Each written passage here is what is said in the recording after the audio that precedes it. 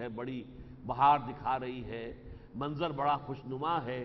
تو تیری زبان سے الفاظ نکلنے چاہیے تھے ماشاء اللہ۔ یہ ہے اصل میں توحید کے کلمات۔ یہ سورہ کہف اس اعتبار سے بڑی ممیز ہے اور بڑی منفرد صورت ہے قرآن مجید کی کہ یہ جو توحید، عقیدہ توحید ہے، یہ اگر کسی کے اندر رچا بسا ہوا ہو عقیدے کے اعتبار سے، تو پھر کچھ مجلسی کلمات ہوتے ہیں کہ جو انسان کی زبان سے ادا ہوتے ہیں۔ کہیں کوئی خوبی دیکھی، کوئی خیر دیکھا، کوئی حسن دیکھا، تو کیا کہے گا انسان؟ سبحان اللہ۔ عام آدمی کہے گا کہ بھئی یہ تو پھول تم نے خوبصورت دیکھا تھا، پھول کی تعریف کرتے، یا کوئی اور منظر آپ نے بہت عمدہ دیکھا تھا، اس کی تعریف کرتے، سبحان اللہ، اللہ پاک ہے۔ کیوں کہ یہ ساری خوبی یہ در حقیقت مظہر ہے، ذات باری تعالیٰ کی خوبیاں ہیں کہ جنہوں نے اس کی تخلیق کے اندر اپنے آپ کو نمایاں کیا ہے۔ یہ تو مظاہر ہے ذات باری تعالیٰ کا، اصل حسن جو ہے وہ تو اللہ کا ہے۔ اسی طرح دیکھیے، آپ کو پیاس لگی ہوئی تھی شدید، آپ کو ٹھنڈا پانی کا گلاس مل گیا، آپ نے پیا، آپ نے کہا الحمدللہ۔ بظاہر تو یہ اسباب کا پانی کی تعریف کی جانی چاہیے تھی، بھائی پانی بہت بڑی شے ہے، اس نے میری پیاس بجھا دی، میری اندر جو ایک بے کلی تھی، بے چینی تھی، اندر ہی اندر سے محسوس ہوتا تھا کہ جیسے کوئی جان کو کھینچ رہا ہو، یہ ساری چیز پانی کے اس گلاس سے رفع ہو گئی۔ تو جہاں تک مادی اسباب کا تعلق ہے وہ پانی ہے۔ یا آپ کو بھوک لگی ہوئی تھی، کمزوری تھی، ضعف تھا، کھانا کھایا، الحمدللہ، الحمدللہ الذی اطعمنا وسقانا وجعلنا مسلمین۔ لیکن آپ کہتے ہیں الحمدللہ کیوں؟ کہ بھئی یہ ساری چیزیں اللہ نے پیدا کی ہیں، پانی میں یہ بس پانی کا اپنا نہیں ہے، بلکہ یہ اللہ تعالیٰ نے اس میں پیدا کیا ہے، لہذا تعریف کے لائق پانی نہیں ہے، اور حمد اور شکریہ کا مستحق پانی یا کھانا نہیں ہے، بلکہ اللہ کی ذات ہے۔ اسی طریقے سے اسی سورہ مبارکہ میں وہ واقعہ بھی آیا ہے کہ حضور صلی اللہ علیہ وسلم سے جب سوالات کیے گئے امتحانی انداز میں کہ یہ بتائیے روح کی حقیقت کیا ہے، یہ بتائیے ذوالقرنین کون تھا، اور یہ بتائیے اصحاب کہف کا قصہ کیا تھا، تو حضور نے جیسے کہ عادتاً ہوتا تھا کہ حضرت جبرائیل روزانہ ہی آتے تھے، آپ نے اسی پر اعتماد کرتے ہوئے کہہ دیا کہ ٹھیک ہے میں کل بتا دوں گا تمہیں۔ دل میں یہ خیال ہوا کہ جبرائیل روزانہ آتے ہی ہیں، آئیں گے، میں کہہ دوں گا، کل بتا دوں گا، کل جواب دے دوں گا تمہیں۔ اللہ تعالیٰ کو یہ بات اچھی نہیں لگی، اللہ کا نبی اور انشاءاللہ کے بغیر کہے، گویا کہ کوئی شے جو ہے عادت، جیسے کہ عادی شے ہے، جیسے ہم دنیا کے اندر دیکھتے ہیں کہ ایک چیز عادتاً ہو رہی ہے، ہوتے ہوتے ہم سمجھتے ہیں کہ بس یہ پختہ شے ہے، اسی پر اعتماد، اسی پر توکل، تو یہ ذرا سی جو بھی یوں سمجھیے کہ غفلت حضور صلی اللہ علیہ وسلم کے اوپر آئی ہے، ذرا سی، اسی پر اللہ تعالیٰ نے گرفت فرما لی۔ کئی دن تک حضرت جبرائیل نہیں آئے، اب تالیاں پٹ گئی، بس رہ گئے، تم نے تو کہا تھا کہ کل بتا دوں گا، یہ تو 2 دن ہو گئے، 3 دن ہو گئے، تم نے ابھی تک نہیں بتایا۔ اب کیا کیفیت ہوئی ہوگی حضور کی، اس کا آپ اندازہ کر سکتے ہیں، کس طرح چکی کے 2 پارٹوں کے درمیان جو ہے حضور کی جان آئی ہوگی۔ لیکن یہ کہ اس کے بعد جب پھر وحی نازل ہوئی، سورہ کہف آئی، اس میں تمام چیزوں کا جواب دیا گیا، لیکن ساتھ ہی یہ فرما دیا گیا وَلَا تَقُولَنَّ لِشَيْءٍ إِنِّي فَاعِلٌ ذَلِكَ غَدًا۔ دیکھیے نبی کبھی یہ نہ کہیے گا کہ یہ کام میں کل ضرور کر دوں گا، إِلَّا أَن يَشَاءَ اللَّهُ، مگر اس شرط کے ساتھ اگر اللہ نے چاہا۔ مستقبل میں کوئی شے جو ہے گارنٹیڈ نہیں ہے جب تک کہ اذن رب نہ ہو، لہذا کسی شے کے عادتاً ہوتے رہنے کے اوپر اعتماد نہ کر بیٹھیے، بلکہ یہ کہ انسان، اب یہ بھی ہمارا تہذیبی جملہ ہے، انشاءاللہ میں کل جاؤں گا، ارادہ تو ہے انشاءاللہ میں جاؤں گا، لیکن ایک آدمی سوچتا ہے میرے پاس کار ہے، اور کار کی میں نے ابھی ٹیوننگ بھی کرائی ہے، اس کی جو ہے سروس کرائی ہے، اس کے اندر پیٹرول بھرا ہوا ہے، سب کچھ ہے، ٹھیک ہے، تو میں صبح جاؤں گا، جی میں جاؤں گا، لازماً جاؤں گا۔ اب کیا پتا، there's many a slip between the cup and the lip، کون سا حادثہ ہو جائے، رات کو کیا نیا واقعہ ہو جائے اور آپ رک جائیں۔ لہذا وہ کہہ دینا کہ مادی اسباب و وسائل ہیں، اس پر اعتماد کر کے کہہ دینا یہ کام میں کل ضرور کروں گا، یہ ہرگز نہ کرنا۔ وَلَا تَقُولَنَّ لِشَيْءٍ إِنِّي فَاعِلٌ ذَلِكَ غَدًا إِلَّا أَن يَشَاءَ اللَّهُ، اللہ انشاءاللہ کہنا، یہ بھی ہمارے توحیدی مجلسی کلمات میں سے ہے۔ اسی طرح کا کلمہ ایک یہ ہے، ماشاءاللہ، آپ اپنے گھر میں داخل ہو، اللہ کرے آپ کے پوتے ہوں، نواسیاں ہوں، کھیل رہے ہیں بچے، بڑا خوش منظر جو ہے اچھا لگتا ہے، گھر کے اندر ایک بھرا گھر ہے، اس میں ساز و سامان بھی موجود ہے ضروریات کا، بچے کھیل رہے ہیں، چھوٹے چھوٹے پھول ہوتے ہیں یہ، تو اس وقت آدمی کہے ماشاء اللہ، یہ سب کچھ اس لیے ہے کہ اللہ نے چاہا کہ ایسا ہو، یہ نہیں کہ یہ کوئی میری جو ہے کوششوں کا نتیجہ ہے۔ اوتیتہ علی علم عندی، یہ جو قارون کا لفظ آتا ہے سورہ قصص میں، یہ تو میری اپنی ذہانت، میری فطانت، میرا علم، میری صلاحیت، میری پلاننگ، میری جو ہے منصوبہ بندی، اس کا نتیجہ ہے کہ میرے پاس دولت ہے۔ نہیں نہیں نہیں، ماشاءاللہ، یہ اس لیے ہے کہ اللہ نے یہ چاہا ہے۔ وہی بات اس اللہ کے بندے نے کہی، وَلَوْلَا إِذْ دَخَلْتَ جَنَّتَكَ قُلْتَ مَا شَاءَ اللَّهُ لَا قُوَّةَ إِلَّا بِاللَّهِ۔ کیوں نہیں ایسا ہوا کہ جب تو اپنے باغ میں داخل ہوا تو نے منظر دیکھا، بڑا دل خوش کن منظر، تو تیری زبان سے الفاظ نکلنے چاہیے تھے ما شاء اللہ لا قوت الا باللہ، یہ سب کچھ اس لیے ہے کہ اللہ نے چاہا ہے کہ ایسا ہو، اور کوئی قوت نہیں ہے، کوئی طاقت نہیں ہے بغیر اللہ کے، الا باللہ، کوئی کام ہو ہی نہیں سکتا جب تک کہ اذن رب نہ ہو، تائید ربانی شامل نہ ہو، نہیں ہوگا۔ لکنہ اللہ ربی ولا اشرک بہ احدا ولولا اذ دخلت جنتک قلت ما شاء اللہ لا قوت الا باللہ ان ترنی انا اقل منک مالا وولدا۔ اگر تو یہ دیکھ رہا ہے کہ میں تجھ سے بہت کم تر ہوں، مال میں بھی اور اولاد میں بھی، اب دیکھیے یہاں سے وہ تائید ہو گئی، وَكَانَ لَهُ ثَمَر، جو ہے اس کا مطلب کیا تھا کہ اولاد تھی اس کے بہت، اور اس کے پاس اللہ نے اولاد بھی نہ دی ہوگی، یا ہو تو ایک آدھ ہو، تو اس حوالے سے اگر تو مجھے دیکھ رہا ہے، ان ترنے انا اقل منک مالا وولدا، کہ میں کم ہوں تجھ سے مال میں بھی اولاد میں بھی، فعسى ربی ان یؤتینی خیرا من جنتک، تو عین ممکن ہے کہ میرا رب مجھے تو تمہارے اس باغ سے بہتر باغ عطا کر دے، وَيُرْسِلَ عَلَيْهَا حُسْبَانًا مِّنَ السَّمَاءِ، اور تمہارے اس باغ کے اوپر آسمان سے کوئی ایسی آفت نازل کر دے، فَتُصْبِحَ صَعِيدًا زَلَقًا، کہ پھر وہ بالکل چٹیل میدان ہو کر رہ جائے، بے آب و گیا، جس میں کوئی پیداوار نہ ہو، نہ یہ انگور کی بیلیں ہوں، نہ یہ کھجور کے درخت رہیں، اور نہ یہ زراعت رہے۔ یہ اللہ کی قدرت میں ہے، اللہ چاہے تو ایسا ہو جائے گا۔ اب یہ سمجھ لیجئے، ایک حضور میں الفاظ ایک حدیث میں آتے ہیں حضور کی،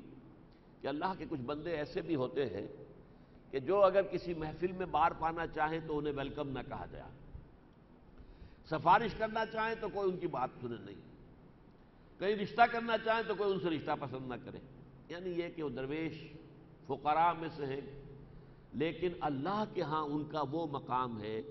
کہ اگر کہیں جھوٹے سے بھولے سے کوئی قسم کھا بیٹھے تو اللہ ان کے قسم کی لاج رکھتا ہے۔ تو فقراء میں ایسے لوگ ہو سکتے ہیں جو کہ دنیاوی اعتبار سے کوئی وجاہت نہیں، کسی محفل میں بات نہیں پا سکتے، کہیں سفارش کیا کریں گے، آپ کی حیثیت کیا ہے جس کی بنا پر آپ سفارش کرنے آئے، اور آپ کا منہ کیا ہے کہ ہمارے خاندان میں آپ شادی کرنا چاہتے ہیں، آپ کی حیثیت کیا ہے۔ لیکن یہ ہے کہ اللہ کے ہاں ان کا مقام ایسا ہوتا ہے کہ اگر وہ بھولے سے کوئی قسم کھا بیٹھے تب بھی اللہ تعالیٰ ان کی قسم کی لاج رکھتا ہے۔ معلوم ہوتا ہے یہ اللہ کا بندہ ایسا ہی تھا نیک، اور شاید اس وقت جو ہے اس کے دل کو جا کر یہ چوٹ لگی ہو کہ میں اپنے اس بھائی کو خیر کی تلقین کر رہا ہوں، بھلائی کی تلقین کر رہا ہوں، کہ اس دولت کا نشہ اپنے دماغ کو نہ چڑھنے دو، بلکہ یہ ہے کہ اللہ تعالیٰ کے حقوق کو بھی پیش نظر رکھو، انسانوں کے حقوق بھی ادا کرو، نیکی کو سامنے رکھو، آخرت کو سامنے رکھو، جزا و سزا کا انکار مت کرو۔ اور اس نے مجھے تانا دیا ہے، انا اکثر و مل کا مالم واعظ و نفرا، میں تم سے کہیں بڑھ کر ہوں دولت میں، اور نفری کے اندر زیادہ باعزت، تمہارا کیا منہ ہے کہ آؤ اور مجھے جو ہے نصیحت کرو۔ تو یہ بات ہو سکتا ہے کہ دل میں جا کر لگ گئی ہو، چوٹ لگی ہو۔ اور ایک بڑا پیارا جو ہے وہ شعر ہے فارسی زبان کا، تا دلے صاحب دلے نامد بے درد، ہیچ قوم را خدا رسوا نہ کرد۔ جب تک کسی صاحب دل کے درد میں صاحب دل کے دل میں درد نہیں پیدا ہوتا، اس وقت تک اللہ کسی قوم کو برباد نہیں کرتا۔ ہو سکتا ہے وہی جیسے میں نے کہا وہ فقراء جو لوگ ہوتے ہیں، فقراء اللہ کے ہاں ان کا اونچا مقام، اگر انہیں کوئی بہت دکھ پہنچ جائے کسی وجہ سے تو ہو سکتا ہے کہ ان کے دکھ کا نتیجہ جو ہے کسی آفت سماوی کی شکل میں ظاہر ہو جائے۔ تا دلے صاحب دلے نامد میں درد، ہیچ قوم را خدا رسوا نہ کرد۔ لیکن جو بات اس نے کہی تھی کہ ہو سکتا ہے عسیٰ ربی ان یؤتینی خیرا من جنتک ویرسل علیہا حسبانا من السماء فتصبح صعیدا زلقا او یصبح ماؤہا غورا، یا یہ ہے ایک تو یہ کہ آسمان سے کوئی آندھی آئے، کوئی سرسر کی باد سرسر چلے، کوئی جھلسا دینے والا جو ہے آگ کا بگولہ آ جائے، اس سے یہ کہ کھیت بھی جل کر رہ جائے، زراعت بھی ختم ہو جائے اور یہ جو کھجور کے درخت ہے یہ بھی جل کر راکھ ہو جائے، اور یا یہ ہو سکتا ہے کہ اللہ تعالیٰ یہ جو چشمہ رواں ہے اس کو خشک کر دے، اور یصبح ماؤہا غورا، یہ جو پانی نیچے اتر جائے۔ یہ جو ہے سورہ ملک کی بھی آخری آیت ہے، ارأیتم ان اصبح ماؤکم غورا فمن یاتیکم بماء معین۔ اور آج کل یہ جو الفاظ ہیں یہ بہت بامانی ہو گئے ہیں، دنیا میں پانی کی بحیثیت مجموعی قلت ہو رہی ہے۔ آپ سنتے ہوں گے اخبارات میں آتا کہ آئندہ جنگیں جو ہے پانی پر ہوں گی، یہ پیٹرول والی جنگیں ختم ہو جائیں گی جو اس عرصے میں ہوئی ہیں، اب جنگیں جو ہوں گی پانی پر ہوں گی، پانی کی مقدار کچھ کم ہو رہی ہے۔ اللہ کی کوئی حکمت ہے، اللہ کی طرف سے کوئی پکڑ ہے؟ تو سورہ ملک ختم ہوتی ہے، ارأیتم ان اصبح ماؤکم غورا، اگر یہ تمہارا پانی جو نیچے اتر جائے، اب برف نہیں پڑی، بارشیں نہیں ہوئی، لہذا دریاؤں میں پانی کہاں سے آ جائے گا؟ وہ پہاڑ جو ہیں گنجے کھڑے ہوئے ہیں جن کے اوپر جو ہے وہ سفید جو ٹربن ہوتی تھی، ان کی پگڑی بندھی ہوتی تھی برف کی، وہاں پہ برف گری نہیں، پانی کہاں سے آئے گا؟ اور آپ کا گراؤنڈ لیول کا پانی جو ہے اس کا بھی نیچے پانی جو ہے لیول گرتا چلا جا رہا ہے، اس کا کہاں سے لائے؟ کب تک آپ کے ٹیوب ویل کھینچیں گے؟ کب تک وہ پانی جو ہے وہ آپ کو ان کنوؤں کے ذریعے سے ملے گا؟ اگر خدا نہ خواستہ اگر تو یہ کوئی ٹیمپریری فیز ہے تو بات دوسری ہے، لیکن اگر یہ معاملہ بڑھ گیا تو کیا نتیجہ نکلے گا؟ وہی بات اس اللہ کے بندے نے کہی، او یصبح ماؤہا غورا، یا یہ کہ اس کا پانی جو ہے اس چشمے کا جس سے یہ سیراب ہو رہے ہیں تیرے باغات، اگر وہ کہیں گہرا زمین میں اتر جائے، فلن تستطیع لہ طلبا، اور پھر تیرے لیے کوئی امکان نہ ہو کہ اسے واپس کھینچ کر لے آئے اسے طلب کر لے، اسے سمن کر لے، دوبارہ پانی کو بلا لے۔ اس کی زبان سے ان الفاظ کے نکلنے کا نتیجہ کیا نکلا؟ وَأُحِيطَ بِثَمَرِهِ، اس شخص کا سارا کارخانہ جو ہے اللہ نے برباد کر دیا۔ فرض کیجئے اولاد بھی ختم ہو گئی ہو، کوئی ایسی، ابھی آپ نے اخبار میں خبر پڑھ لی 11 افراد شاہی محل کے اندر، ایک خاندان کے پورے 11 افراد ختم ہو گئے،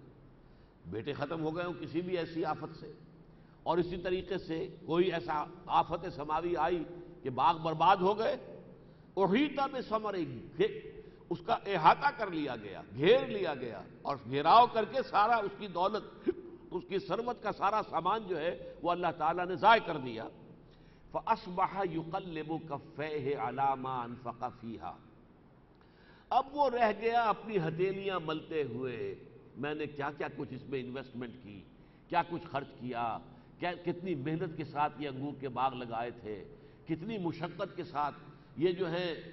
کھجور کے درخت یہاں پہ بوئے تھے اور کھڑے کیے تھے، کس طرح انہیں پالا پوسا ہے، یہ ساری محنت، ساری انویسٹمنٹ، ساری میری جد و جہد ضائع ہو گئی۔ اصبح یقلب کفیہ علی ما انفق فیہا وہی خاویۃ علی عروشہا، اور وہ جو باغات تھے اس کے، کیونکہ وہ بیلیں جو ہوتی ہیں انگور کی وہ ٹٹیوں پر چڑھائی جاتی ہیں، لہذا وہ گری ہوئی تھی اور ان کے اوپر وہ بیلیں پڑی ہوئی تھی، خاویۃ علی عروشہا، وہ اپنی ٹٹیوں پر الٹی پڑی ہوئی تھی بیلیں۔ وَيَقُول، اور اب اس نے کہا، یا لیتنی لم اشرک بربی احدا، ہائے کاش کہ میں نے اللہ کے ساتھ، اپنے رب کے ساتھ کوئی شرک نہ کیا ہوتا، کسی کو شریک نہ ٹھہرایا ہوتا۔ اب اس پورے معاملے میں قابل غور مسئلہ یہ کہ کون سا شرک یہاں تھا؟ کسی لات، عزا، منات کسی کا تذکرہ نہیں، خدا کے سوا اس نے کسی لکشمی بائی کا، لکشمی دیوی کا کسی کا نام نہیں لیا کہ اس کی کرپا سے ہے یہ سب کچھ نہیں، اللہ نے۔ اگر میں لوٹا دیا گیا اپنے رب کی طرف، اس معنی میں موحد ہے، منکر اللہ کا نہیں ہے، اللہ کو مانتا ہے، اپنا رب مانتا ہے، اپنا مالک خالق مانتا ہے، لیکن یہ دولت، یہ مادی اسباب و وسائل، اور یہ جو ان کا مسلسل دائم اور قائم رہنا ہے، اس کا نتیجہ کیا نکلا کہ دماغ کے اندر فتور پیدا ہوا، خناس پیدا ہوا، اور وہ وشس سرکل کی طرح بڑھتا ہوا۔ اس نے سمجھا کہ بس یہی حق ہے، یہ دائمی ہے، یہ ہمیشہ رہے گا، اس پر کوئی آفت نہیں آ سکتی۔ اور پھر ظاہر بات ہے مجھے اگر سب کچھ اللہ نے یہ دیا ہے تو کچھ نہ کوئی خیر میرے اندر ہے، میری کوئی بات اللہ کو پسند ہے، اس کی نگاہ کرم ہے، تو وہ نگاہ کرم یہاں ہے تو وہاں کیوں نہیں ہوگی؟ اگر بالفرض مجھے لوٹا بھی دیا گیا اللہ کی طرف تو مجھے یقیناً یہاں سے بہتر وہاں مل جائے گا۔ یہ سارا جو ہے پیچ در پیچ، جسے وشس سرکل کہتے ہیں، یہ مادہ پرستی کا وہ سارا یوں سمجھئے خناس ہے، یہ شرک ہے اس دور کا سب سے بڑا شرک۔ مادہ پرستی، مادی اسباب و وسائل پر اعتماد، مادے کے بارے میں اور اسباب و وسائل کے اوپر پوری امید رکھنا، پورا بھروسہ رکھنا۔ وَلَمْ تَكُنْ لَهُ فِئَةٌ يَنْصُرُونَهُ مِن دُونِ اللَّهِ، اور نہ تو اس کی اب کوئی نفری ایسی ہوئی کہ جو مدد کر سکتی اس کی اللہ کے مقابلے میں۔ اللہ کی طرف سے آفت آئی، کوئی روکنے والا نہیں تھا، وہ ساری نفری جو ہے وہ کسی کام نہیں آئی۔ وَمَا كَانَ مُنْتَصِرًا، نہ ہی اس کے لیے ممکن ہوا کہ کوئی انتقام لے سکے اللہ سے، مدد لے، کوئی جو ہے اللہ تعالیٰ سے کوئی بدلہ لے سکے، کچھ بھی نہیں، بے کس و بیچار ہو کر رہ گیا۔ هُنَالِكَ الْوَلَایَةُ لِلَّهِ الْحَقِّ، اب یہ ہے اس پوری کہانی کا جسے ہم کہا کرتے تھے بچپن میں جب سٹوریز پڑھتے تھے تو مورل لیسن کیا ہے، اس پوری کہانی کا مورل لیسن، هُنَالِكَ الْوَلَایَةُ لِلَّهِ الْحَقِّ،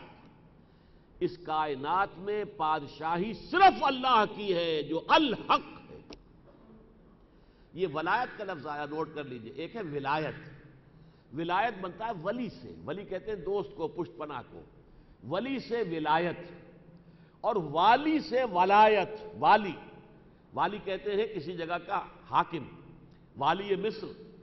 مصر کا حاکم، والی سے لفظ بنتا ہے ولایت، اور ولی سے بنتا ہے ولایت، یہ ولایت باہمی ہوتی ہے۔ اللہ ولی الذین آمنوا یخرجہم من الظلمات الی النور، جس کی جمع اولیاء ہے، اولیاء اللہ، الا ان اولیاء اللہ لا خوف علیہم ولا هم یحزنون، اور یہ ہے ولایت۔ ولایت کہتے ہیں والی ہونا، حاکم ہونا، مالک ہونا۔ تو میں نے عرض کیا تھا کہ اس دور کے اصل شرک یہ ہیں جن کو اگر نہیں پہچانتا آدمی، حاکمیت جیسے کہ تکوینی حاکمیت اللہ کی ہے، ایسے ہی تشریعی حاکمیت بھی اللہ کی مانی جائے،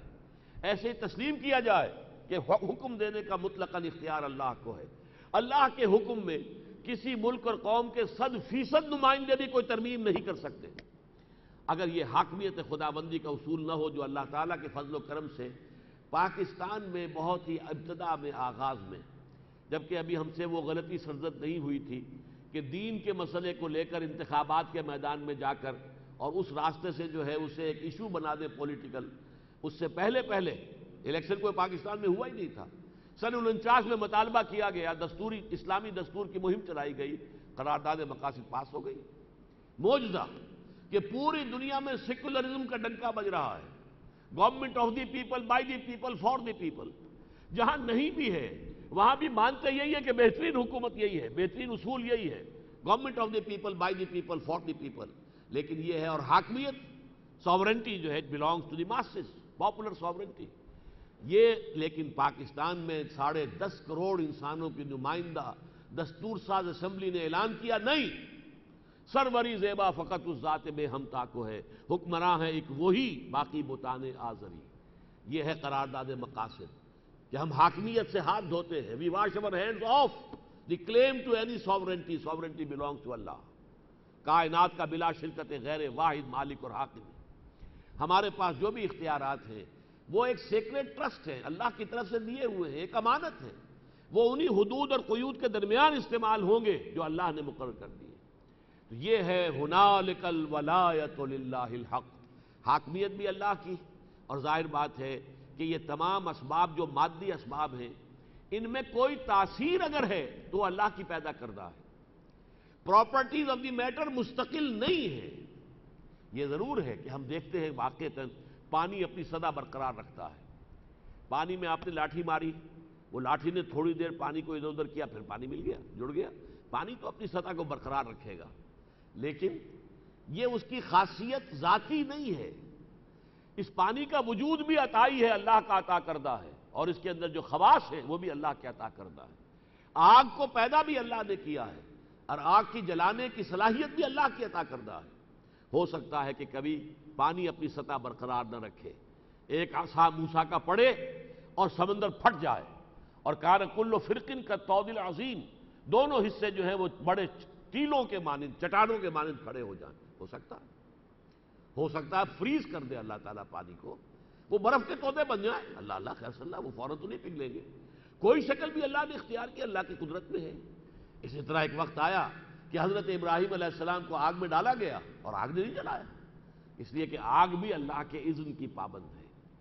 اور پانی بھی اللہ کے اذن کا پابند ہے۔ تو پراپرٹیز آف دی میٹر مستقل نہیں ہے، دائمی نہیں ہے۔ یہ ہمارا چونکہ عام طور پر مشاہدہ یہ ہے کہ ایسا ہوتا ہے، اس کی وجہ سے ہم سمجھ بیٹھتے ہیں کہ یہ اس کی دائمی صفت ہے۔ نہیں، کسی شے میں کوئی تاثیر، کوئی صفت دائمی نہیں، اس کی ذاتی ہے ہی نہیں، عطا کردہ ہے اللہ کی۔ ہنالک الولایۃ للہ الحق هو خیر ثوابا و خیر عقبا، یقیناً وہ بہترین ہے بدلہ دینے والا اور بہترین ہے انجام کے اعتبار سے، یا پھر عقبہ کا ترجمہ کیا جائے گا سزا دینے کے اعتبار سے، اس لیے کہ عقوبت کہتے ہیں سزا کو، تو عقبہ کا ایک مفہوم یہ بھی ہو سکتا ہے۔ ویسے یہ کہ عاقبت کہتے ہیں کسی شے کے انجام کار کو، تو دونوں ترجمے ہو سکتے ہیں۔ بدلہ دینے میں، ثواب دینے میں بھی، چونکہ ثواب کا پھر جو ہے اپوزٹ آئے گا سزا، تو میں اس کو ترجیح دیتا ہوں کہ وہ بدلہ دینے میں بھی بہترین ہے اور سزا دینے میں بھی بہترین ہے، وہ سزا بھی بہترین دے گا۔ ہمارے پاس وقت ہے، ہم اگلا رکوع بھی پڑھ رہے ہیں۔ یہ ایک اور تمثیل ہے سورہ مبارکہ میں حیات دنیاوی کے لیے۔ دیکھیے ہماری زندگیوں میں زندگی ہماری سب سے محبوب شے بن جاتی ہے۔ اس زندگی ہی کو برقرار رکھنے کے لیے بھاگ دوڑ، یہ ساری معاش کی جد و جہد، صبح سے شام تک کی کمر توڑ دینے والی مشقت ہم میں سے ہر شخص کر رہا ہے، جھیل رہا ہے، کس لیے؟ زندگی کے لیے۔ اور زندگی کی سب سے بڑی چمک دمک دولت اور اولاد، لیکن ان کی اصل حقیقت کیا ہے؟ اب اس کو اس تمثیل کے پیرائے میں سنیے۔ وَاضْرِبْ لَهُم مَثَلَ الْحَيَاةِ الدُّنْيَا، اور اے نبی ان کے لیے ذرا دنیا کی زندگی کی بھی ایک مثال بیان کر دیجئے، اس کی اصل حقیقت ان پر ایک تمثیل کے ذریعے سے واضح فرما دیجئے۔ كَمَاءٍ أَنزَلْنَاهُ مِنَ السَّمَاءِ، اس پانی کے مانند کے جس کو ہم اتارتے ہیں آسمان سے، فَاخْتَلَطَ بِهِ نَبَاتُ الْأَرْضِ، تو پھر زمین کی روئیدگی اس کے ساتھ مل کر باہر نکل آتی ہے۔ زمین بے آب و گیاہ پڑی ہے، کوئی ہریاول نہیں، کوئی گھاس نہیں، کچھ نہیں۔ بارش برستی ہے تو اب ظاہر بات ہے کہاں سے گھاس نکل آئی ہے؟ یہ زمین کے اندر موجود تھا، اس کا مواد ڈورمنٹ تھا، پانی نے آ کر ایکٹیویٹ کیا اور یہ گھاس بن کر، ہریاول بن کر سطح زمین کے اوپر ظاہر ہو گئی۔ فَأَصْبَحَ حَشِيمًا تَذْرُوهُ الرِّيَاحُ، لیکن کچھ عرصے کے بعد پھر دھوپ پڑی اس پر اور وہ پیلی ہوئی، زرد ہوئی، چورا چورا ہو گئی، اور اس چورے کو پھر ہوا جو ہے لے کر اڑتی ہے ادھر سے ادھر، ادھر سے ادھر۔ یہ ایک سائیکل ہے جو آپ کی دنیا کے اندر آپ کی نگاہوں کے سامنے ہے۔ بالکل یہی معاملہ ہے انسان کا۔ انسان کا ایک وجود ہے مادی جو اس زمین سے آیا ہے، لیکن ایک اس کے لیے وہ ہے روح جو آسمان سے آتی ہے۔ جیسے نباتات جو ہے زمین کی، اس کا سارا مادہ مواد زمین میں تھا، ڈورمنٹ تھا، پانی برسا ہے، بارش برسی ہے، اس نے ایکٹیویٹ کیا ہے اور وہ ایک سبزے کی شکل میں، ہریاول کی شکل میں وہ زمین سے باہر آ گیا، لیکن اس کے بعد پھر سوکھ گیا، پیلا پڑ گیا، زرد ہو گیا، چورا چورا ہو گیا، پاؤں تلے روندا گیا، اور اس کے جو چورا ہے اس کو اب ہوا لے کے ادھر ادھر پھر رہی ہے۔ اسی طرح انسان، اب زمینی جو پیدائش اس کی ہے، اس کا ایک حیولہ، یہ پچھلے درس میں اب تفصیل سے بات آ چکی ہے، رحم مادر میں تیار ہوا۔ یہ زمینی مخلوق ہے، جسم انسان کا، ماں کا ہو باپ کا ہو، یہ زمینی ہے، زمین سے مٹی سے بنائے گئے ہیں۔ وَلَقَدْ خَلَقْنَا الْإِنسَانَ مِنْ صُلَالَةٍ مِنْ طِينٍ ثُمَّ جَعَلْنَاهُ نُطْفَةً فِي قَرَارٍ مَكِينٍ ثُمَّ خَلَقْنَا النُّطْفَةَ عَلَقَةً فَخَلَقْنَا الْعَلَقَةَ مُضْغَةً فَخَلَقْنَا الْمُضْغَةَ عِظَامًا فَكَسَوْنَا الْعِظَامَ لَحْمًا ثُمَّ أَنشَأْنَاهُ خَلْقًا آخَرَ۔ اور اس کے بارے میں حدیث آپ کو پچھلی مرتبہ سنا چکا ہوں کہ جب 4 مہینے کا جنین ہوتا ہے، امبریو ہوتا ہے ماں کے پیٹ میں، پھر آسمان سے فرشتہ بھیجا جاتا ہے، ثم یرسل الیہ الملک۔ یہ حدیث جو متفق علیہ ہے، بخاری اور مسلم دونوں میں، حضرت ابو عبد الرحمن عبداللہ ابن مسعود رضی اللہ تعالیٰ عنہ سے مروی ہے، اور وہ کہتے ہیں کہ حضور نے فرمایا وَهُوَ الصادق المصدوق، کوئی شک نہ کرنا اس بات میں جو حضور کہہ رہے ہیں، اس لیے کہ حضور سچے ہیں اور ان کی سچائی پر اللہ گواہ ہے۔ پھر وہ بات کیا بتائی؟ ان احدکم، حضور نے فرمایا تم میں سے ہر شخص کا، یجمع خلقہ فی بطن امہ 40 لیلۃ نطفۃ ثم علقۃ مثل ذلک ثم مضغۃ مثل ذلک ثم یرسل الملک فینفخ فیہ الروح۔ تم میں سے ہر شخص کی تخلیق اس طور سے ہوتی ہے کہ رحم مادر میں وہ 40 دن تو ہوتا ہے نطفے کی شکل میں، پھر 40 دن ہوتا ہے علقہ کی شکل میں، پھر 40 دن ہوتا ہے مضغہ کی شکل میں، اس کے بعد پھر فرشتے کو بھیجا جاتا ہے، فرشتہ آسمان سے آتا ہے، جیسے کہ بارش کا پانی بلندی سے آ رہا ہے، وہ اس میں روح پھونک دیتا ہے، اب وہ انسان بن گیا، اب اس کی تکمیل ہو گئی پوری، سواہا۔ اب وہ جب برآمد ہوا، ثم نخرجکم طفلا، یہ پچھلے درس میں تمام آیات آ چکی ہیں، سورہ حج کی اور سورہ مومنون کی، ثم نخرجہم طفلا، تو پھر اس کے بعد بچہ جو ہے وہ رحم مادر سے برآمد ہوا، پھر وہ اپنی پوری عمر کو پہنچا، لیکن اس کے بعد پھر چہروں پر جھریاں پڑیں، بال جو ہیں وہ سیاہ نہیں سفید ہو گئے، اعضاء جو ہیں اور اعصاب جواب دے گئے، پھر وہ مرا اور وہ مٹی کے اندر مل کر پھر مٹی ہو گیا۔ جو شے وہاں سے آئی تھی وہ وہیں گئی، وہ وہاں سے آئی تھی، انا للہ و انا الیہ راجعون۔ ہمارا اصل وجود جو ہے روحانی وجود، جس کی وجہ سے کہ ہم مسجود ملائک بنے ہیں، جس کی وجہ سے کہ ہم خلیفۃ اللہ فی الارض قرار پائے ہیں، وہ تو انا للہ ہے، وہاں سے آئی تھی، و انا الیہ راجعون۔ زمین سے جو آیا تھا، مٹی سے جو حیولہ بنا تھا، رحم مادر میں جو پروان چڑھا تھا، وہ پھر مٹی میں چلا گیا۔ یہ ہے مثال زندگی کی۔ اب اس کا نتیجہ کیا نکالا؟ وَكَانَ اللَّهُ عَلَىٰ كُلِّ شَيْءٍ مُقْتَدِرًا، اللہ ہر شے پر قادر ہے، قدرت رکھتا ہے۔ المال والبنون زینۃ الحیات الدنیا،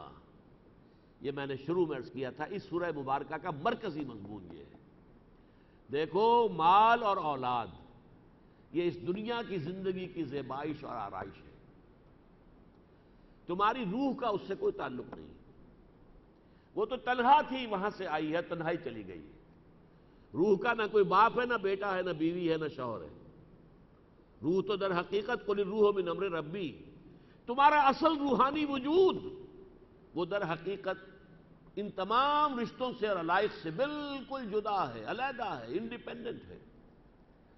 یہ مال و دولت دنیا، کس قدر پیارے الفاظ ہیں علامہ اقبال کے۔ واقعہ یہ کہ ان کی نظموں میں یہ نظم جو ہے بہت کلائمیکس کی ہے، چوٹی کی ہے۔